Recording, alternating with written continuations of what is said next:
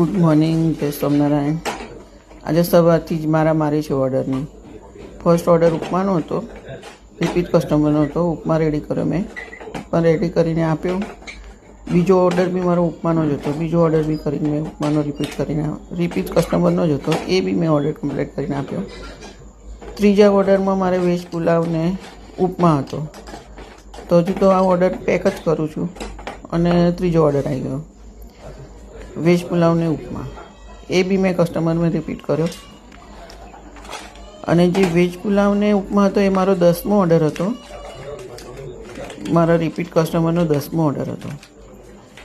એમણે પહેલાં મને ફોન કરીને કન્ફર્મ કર્યું, કારણ કે અમુક વાર મારું રેસ્ટોરન્ટ બંધ હોય છે ને એમને ખરેખર જરૂર હોય છે. એટલે મને કન્ફર્મ કર્યું કે મેડમ તમારું રેસ્ટોરન્ટ ચાલુ છે.